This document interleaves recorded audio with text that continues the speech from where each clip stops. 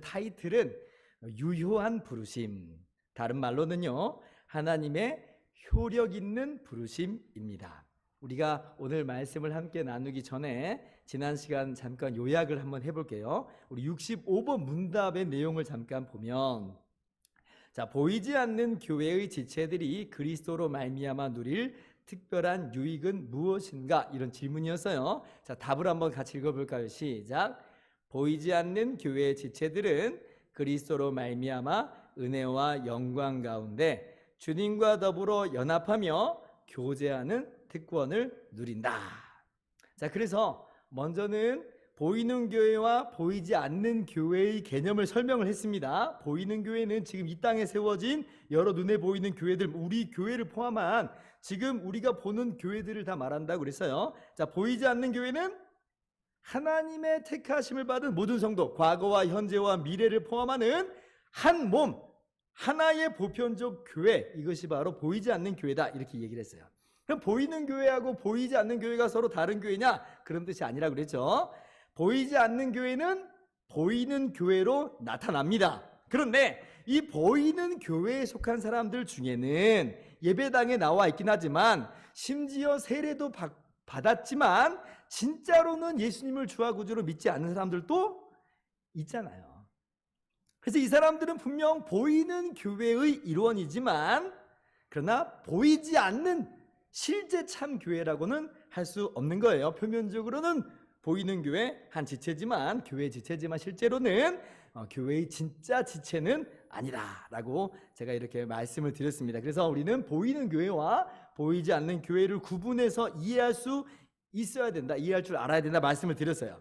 자, 그러므로 정말 참 교회다라고 할 때는 보이지 않는 교회가 정말 참 교회인 거예요. 하나님의 택하심을 받은 성도라 하는 것이죠. 이들이 주님과 더불어 연합의 특권을 누리고, 그리고 둘째로 주님과 함께 교제의 특권을 누린다. 이것이 65번 문항의 내용이었어요. 오늘 66번 문답은요, 그 첫 번째로 주님과 더불어 누리는 연합의 특권에 대한 내용이에요. 보이지 않는 교회, 하나님의 정말 택하심 받은 우리들, 진짜 하나님의 백성들이 주님과 더불어 누리는 연합의 특권에 대해서 나누는 거죠. 자, 66번 문답을 우리가 한번 해볼까요? 자, 택함을 받은 자가 그리스도와 더불어 누리는 연합은 무엇인가? 자, 답을 한번 읽어볼까요? 시작.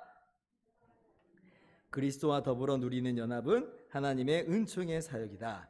그 연합을 통하여 그들은 그리스도에게 영적이고 신비적이면서도 실제적으로, 그리고 분리될 수 없도록 그들의 머리요 남편 되시는 그리스도에게 접붙임을 받는 것이다. 그것은 그들이 유효한 부르심을 받아 이루어진다. 자, 먼저 그리스도와 더불어 누리는 연합에 대해서 설명하는데, 이것은 하나님의 은총의 사역이다, 이렇게 이야기해요. 그러니까 어떻게 해서 우리가 그리스도와 연합하게 되었는가라고 할 때에 우리 편에서 어떤 자격이나 조건, 우리의 어떤 선행이나 우리의 공로 때문에 우리가 하나님께 요구해가지고 그렇게 그리스도와 연합하게 됐다, 아니라는 겁니다. 우리가 그리스도와 연합하게 된 것은 오직 하나님의 주권적인 은혜, 선물로서 우리가 연합하게 된 거예요. 하나님이 그냥 그리스도와 우리를 하나 되게 하신 거예요. 연합시켜 주신 거예요. 자, 성경 말씀 한번 같이 볼까요? 에베소서 2장 5절부터 8절인데 교독합니다. 허물로 죽은 우리를 그리스도와 함께 살리셨고 너희는 은혜로 구원을 받은 것이라.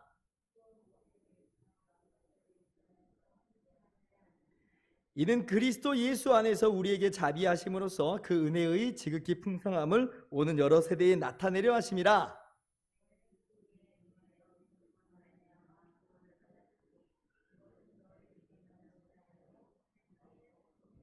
자, 이 말씀에서 반복되어서 나타나는 단어가 있어요. 그게 뭐냐면 그리스도와 함께, 혹은 그리스도 안에서라는 말이에요. 자, 우리가 구원을 받았다라고 하는 것은 우리가 예수님과 분리된 채로 구원받은 게 아니에요. 연합함으로 구원받은 거예요. 그리스도와 함께 구원받은 것이고 그리스도 안에서 구원받은 것이다 라고 하는 것을 오늘 에베소서 2장 말씀이 분명하게 보여주는 것이죠. 우리는 그리스도와 함께 살리심을 받았다. 자, 그리고 그러한 연합으로 말미암는 구원이 에베소서 2장에서도 반복되어 나오는 게 뭐예요? 은혜다, 은혜다. 그죠?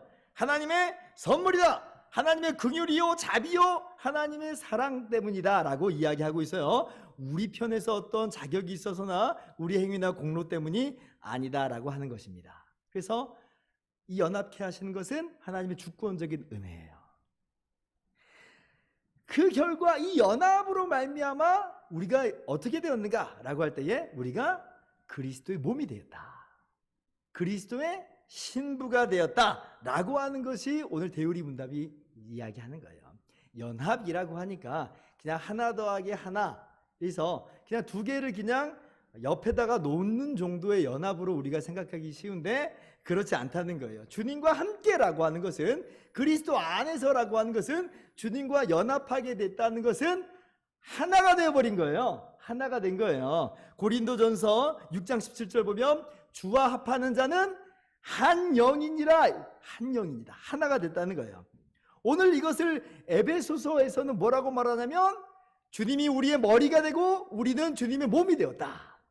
다른 표현으로는 그리스도는 우리의 남편이시요 우리는 그리스도의 신부가 되었다. 얼마나 강력한, 얼마나 완전한 연합을 지금 설명하고 있는지 몰라요. 에베소서 5장 23절 20부터 25절 35절 한 절씩 또 교독합니다. 자, 이는 남편이 아내의 머리됨이 그리스도께서 교회의 머리됨과 같으니 그가 바로 몸의 구주시니라. 그러므로 사람이 부모를 떠나 그의 아내와 합하여 그 둘이 한 육체가 될지니.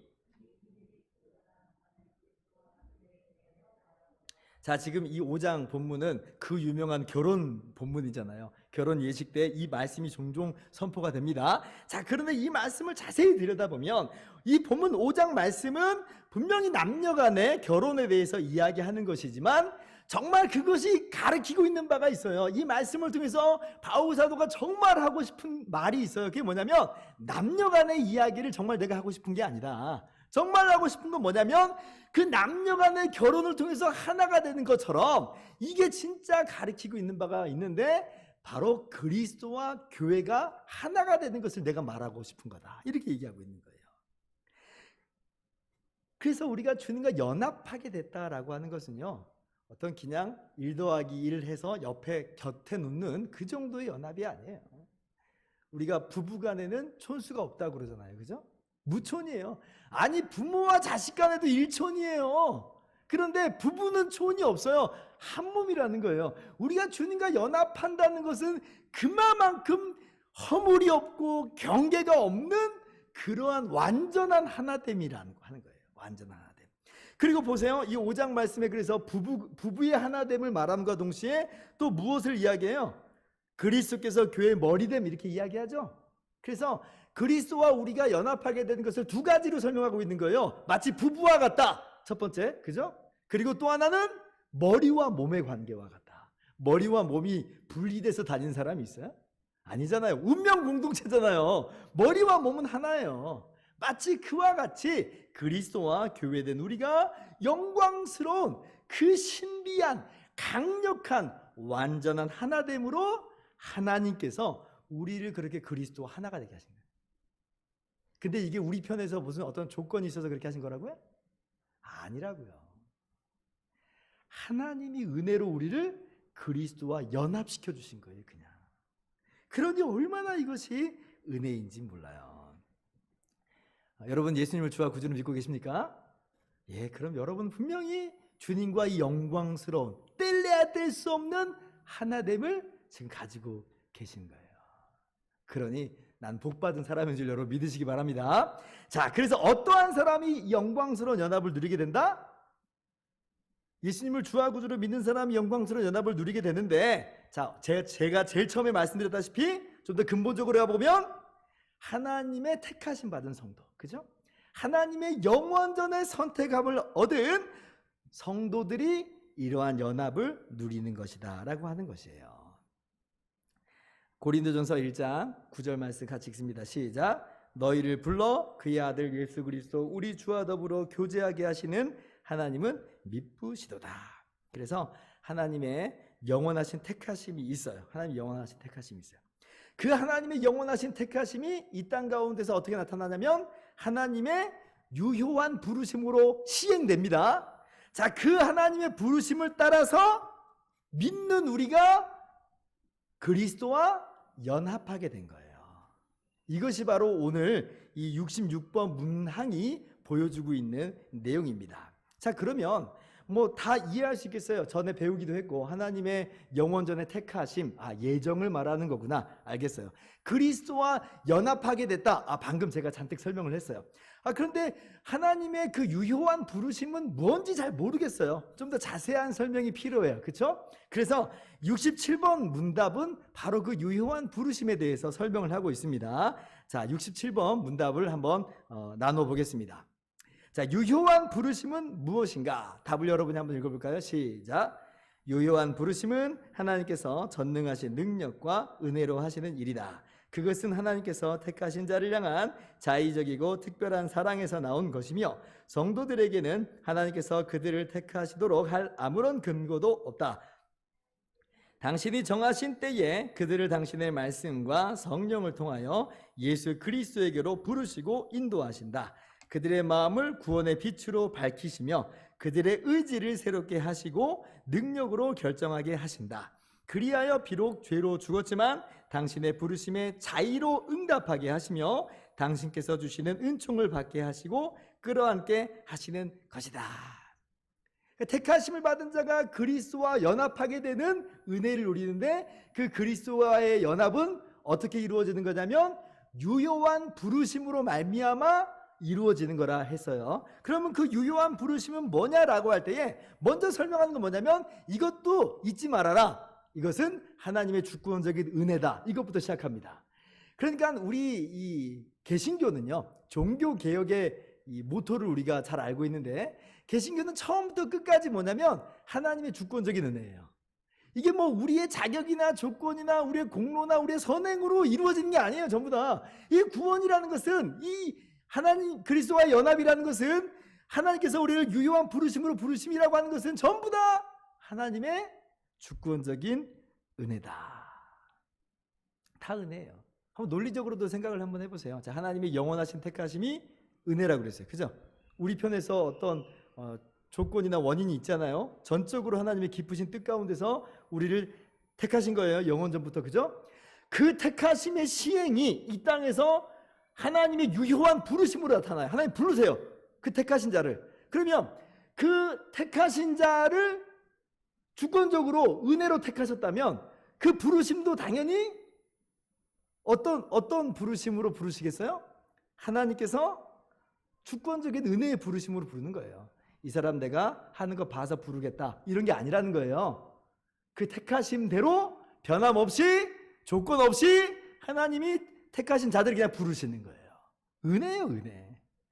그 결과 이루어지는 그리스도와의 완전하고도 영원한 연합, 은혜. 그래서 종교개혁의 모토, 제가 예전에 말씀드렸죠. 솔라 그라티아. 오직 하나님의 은혜. 오직 은혜. 우리는 은혜 받은 사람들이다. 이것이 성경의 이야기고 종교개혁의 모토고 우리 장로교가 가장 소리 높여 외치는 것 은혜. 주권적인 오직 은혜. 그래서 우리 교회 이름이 예수 은혜. 오직 예수 그리스도의 은혜로 말미암아 하나님의 그 주권적인 은혜로 말미암아 거저 우리가 연합하게 되어 하나님의 구원의 복을 누리는 거예요. 저는 이 이야기를 하고 싶어요. 날마다 이 이야기를 하고 싶어요. 자, 이 하나님의 그 부르심을 그럼 이제 보여주는 구절을 한번 봅시다. 요한복음 5장 25절 말씀 같이 읽어볼까요? 시작. 진실로 너희에게 이르노니 죽은 자들이 하나님의 아들의 음성을 들을 때가 오나니 곧 이때라. 듣는 자는 살아나리라. 하나님의 부르심이 딱 있으니까 그 부르심을 받은 자들이 어떻게 돼요? 살아나는 거예요.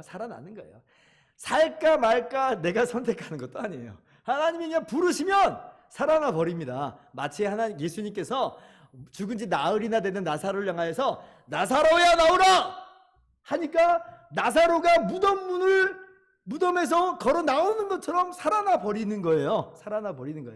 하나님의 이 유효한 부르심은 그래서 우리가 뭐 선택하거나 우리가 저항하거나 이런 것이 아니에요. 분명히 하나님의 부르심을 따라서 우리가 우리의 의식적인 믿음을 반응하는 것은 있지만 우리가 마치 하나님의 부름에 대해서 우리가 저항한다든지 반항한다든지 취사 선택하는 그런 개념은 아니라는 거예요. 나사로야 나오라 하는데 나갈까 말까 그러지 않잖아요. 나오라 하면 나가게 되는 거예요. 마치 하나님의 유효한 부르심이라는 건 그런 거예요. 영원전에 택하신 자들을 하나님이 하나님의 백성으로 부르세요. 그러면 그게 돼버리는 거예요. 이것이 바로 유효한 부르심의 내용이다라고 하는 거예요. 자, 그러면 하나님의 이 유효한 부르심, 그래서 그로 말미암아 그리스도와 우리가 연합하게 되는 것은 어떤 수단으로 이루어지는가? 두 번째 본문 말씀을 뛰어넘고, 자, 세 번째 요한복음 6장 44절 말씀을 읽어봅니다. 제가 읽겠습니다. 나를 보내신 아버지께서 이끌지 아니하시면 아무도 내게 올 수 없으니 오는 그를 내가 마지막 날에 다시 살리리라. 그래서 이 유효한 하나님의 부르심의 첫 번째 수단은 뭐냐면 성령으로예요. 성령으로. 그러니까 아버지께서 이끌지 않으시면 그러니까 아버지의 영의 역사라는 거예요. 아버지의 영이, 성령이 이끌어야 돼요. 그래야지 불려 나오는 거예요. 그래서 하나님의 유효한 부르심의 첫 번째 수단은 성령의 역사입니다. 두 번째 수단은 뭐냐면 말씀이에요. 말씀, 복음 전파. 데살로니가후서 2장 13절 14절 교도갑니다. 주께서 사랑하시는 형제들아, 우리가 항상 너희에 관하여 마땅히 하나님께 감사할 것은 하나님이 처음부터 너희를 택하사 성령의 거룩하게 하심과 진리를 믿음으로 구원을 받게 하심이니.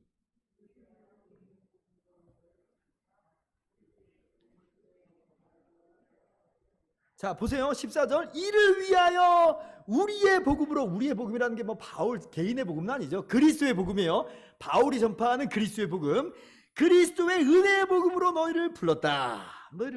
그래서 두 번째 유효한 부르심의 수단은 뭐냐면 말씀이에요. 말씀.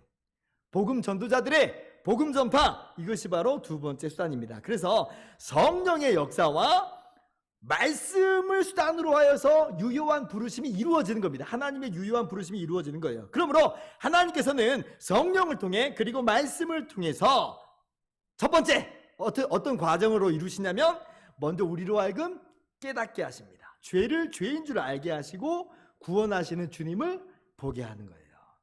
사도행전 26장 18절 같이 읽습니다. 시작.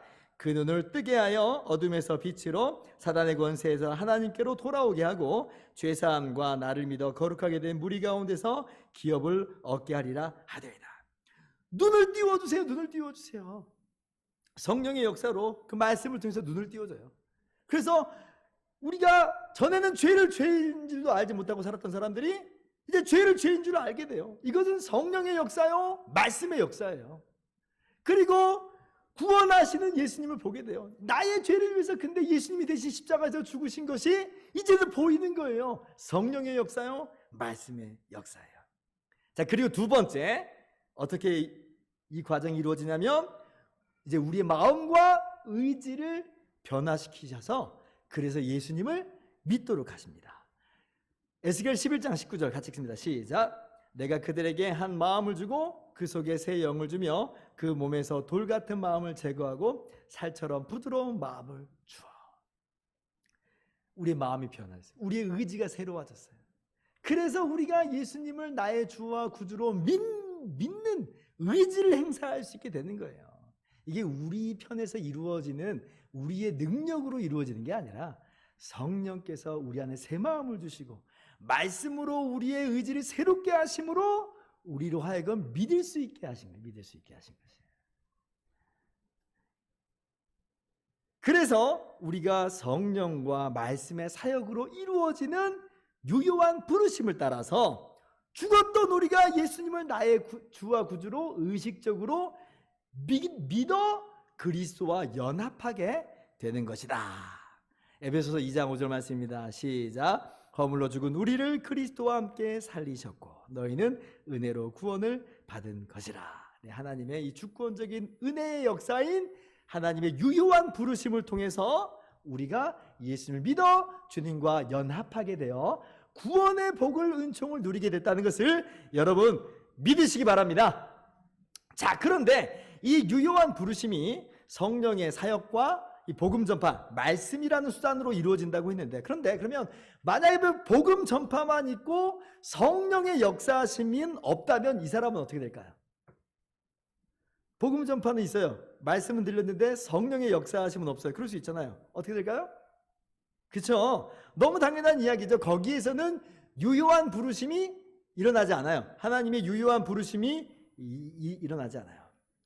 그래서 이 말씀을 전파하는 것으로만 이 부르시는 것, 말씀의 전파라는 이 부르심은 다시 한번 구분해서 설명하자면 이걸 외적 부르심, 외적 부르심이라고 하는 거예요. 외적 부르심.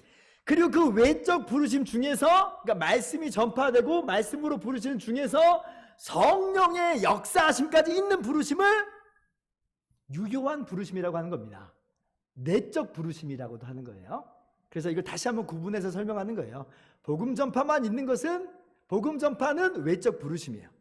근데 그 외적 부르심 중에서 성령의 주권적인 역사까지 있을 때에 그것이 내적 부르심, 유효한 부르심이다라고 하는 겁니다. 이 이야기를 68번 문답에서 하는 거예요.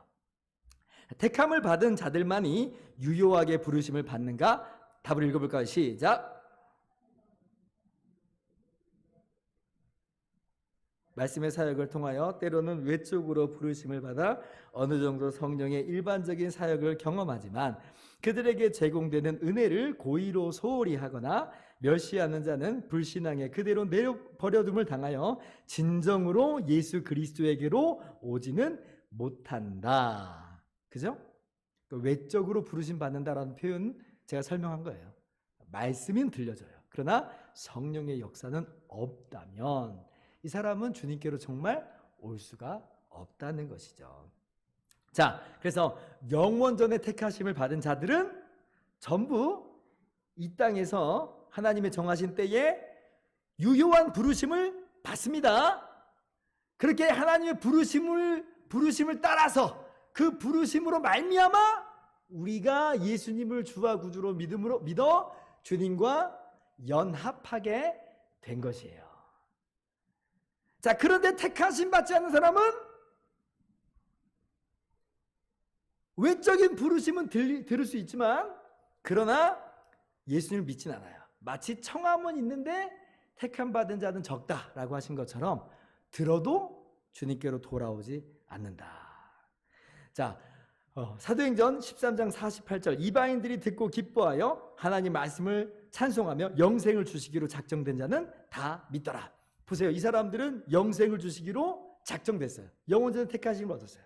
이 사람들에게 지금 복음이 전파됐죠? 이 복음이 전파됨과 동시에 성령이 역사하신 거예요. 유효한 부르심이에요. 그래서 이 사람들은 믿어요. 그죠? 그래서 구원을 받는 거예요. 그리스도와 연합하게 됐어요. 자, 그런데 마태복음 22장 14절 주님께서 비유로 혼인잔치의 비유로 말씀하신 거예요. 같이 한번 읽습니다. 시작. 청함을 받은 자는 많되 택함을 입은 자는 적으니라. 이 사람들은 청함을 받는데 왜 혼인잔치에 들어가질 않아요? 왜요? 택함을 받지 않았기 때문에 그래요. 그러므로 성령의 역사가 없어요. 외적인 부르심, 청함은 있지만 이것이 내적인 부르심, 유효한 부르심은 아니었다라고 하는 것이에요. 주님께서 이와 비슷한 본문을 네 가지 밭에 뿌려진 씨의 비유로도 말씀하시죠.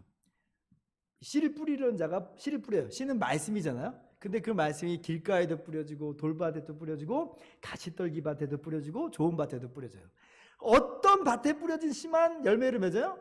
좋은 밭에 좋은 땅에 떨어진 씨앗만 열매를 맺어요. 다 열매를 맺는 건 아니라는 거예요. 그래서 하나님의 말씀 그리고 성령의 역사 이런 유효한 부르심으로만 오직 그리스도를 믿게 되고 그리스도와 연합하게 된다라고 하는 것이에요. 마태복음 13장 20절 21절 바로 그 비유죠. 돌밭에 뿌려졌다는 것은 말씀을 듣고 즉시 기쁨으로 받되 그 속에 뿌리가 없어 잠시 견디다가 말씀으로 말미암아 환난이나 박해가 일어날 때에는 곧 넘어지는 자다.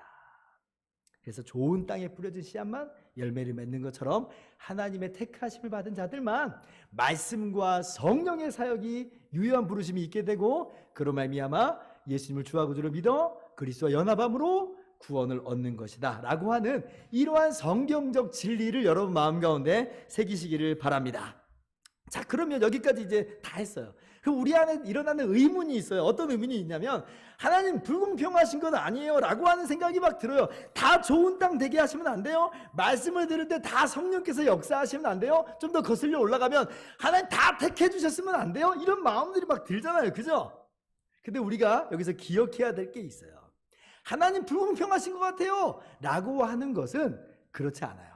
여러분, 만약에 공의의 시행에 있어서 불공평하다면 그러한 항의가 어느 정도 일리가 있을 수 있어요. 공의라고 하는 것은 이 사람이 행한 대로 갚아주는 걸 공의라고 하잖아요. 공의의 시행에서 불공정하면 그야말로 그것은 불공평한 세상이고 엎어버리고 싶은 세상 아니에요. 그죠? 자, 그런데 하나님의 공의가 여러분 불공평합니까? 불공평하지 않아요. 우리가 오해하는 게 있어요. 하나님의 공의는 완전하고도 공평하게 시행됩니다.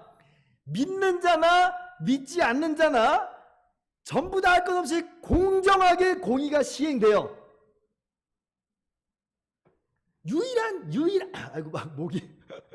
유일한 차이가 뭐냐면, 예수님 믿지 않는 사람, 택하심 받지 않는 사람들은 자기가 그 공의의 형벌을 받는 거예요. 근데 택하심을 받은 자들에게는 공의의 시행이 있어요. 근데 그걸 누가 대신 받아주세요? 예수님이 대신 받아주시는 거예요. 공의의 시행 자체가 불공평하게 있지 않습니다. 공의의 시행은 공평하게 있어요. 그런데 택하심 받지 않은 사람들은 그 사람들이 받는 거고, 우리 믿는 사람들, 택하심 받은 자들은 하나님이 대신 받으시는 거예요. 그거를. 왜 하나님이 대신 받으세요? 그냥 그 기쁘신 뜻대로. 그러니까 이게 은혜라고 하는 거예요. 근데 보세요. 자, 그러면 하나님께서 그냥 우리에게는 그렇게 하신다는 것, 그게 불공평하다는 거예요, 목사님. 아니에요. 그건 불공평하지 않아요. 공의에 있어서 공의가 불공정하게 시행되면 그건 불공평인데, 하나님이신 예수님이 대신 받으신 것은 불공평하지 않는 게, 왜냐하면, 마치 비유를 들어볼게요. 제가 10,000원이 있어요. 제가 10,000원이 있는데 A라는 아이에게 10,000원을 줬어요. B라는 아이에게 10,000원을 안 줬어요. 불공평해요, 안 불공평해요? 이거는 불공평하지 않은 거예요. 왜냐하면 이건 내 거거든요. 내 거. 내 것을 가지고 내 맘대로 주는데 이것에 대해서 누가 불공정하다고 하겠어요? 불공정하다고 하는 사람들이 깡패인 거예요. 자기 것도 아닌데 달라고 한 거 아니에요.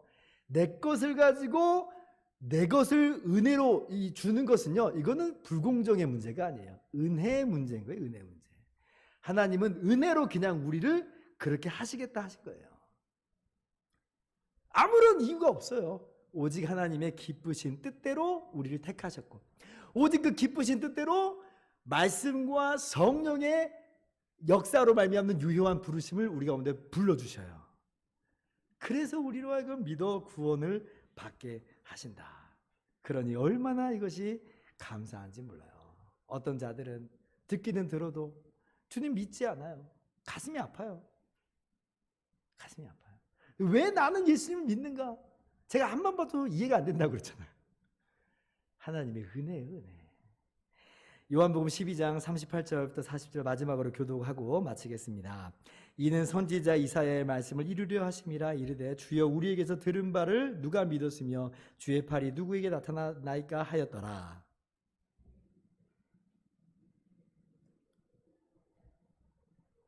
하지요. 그들의 눈을 멀게 하시고 그들의 마음을 완고하게 하셨으니 이는 그들로 하여금 눈으로 보고 마음으로 깨닫고 돌이켜 내게 고침을 받지 못하게 하려 함이라 하였음이더라. 네, 그래서 오늘 꼭 기억하세요. 하나님의 은혜를 먼저 분명히 깨달으세요.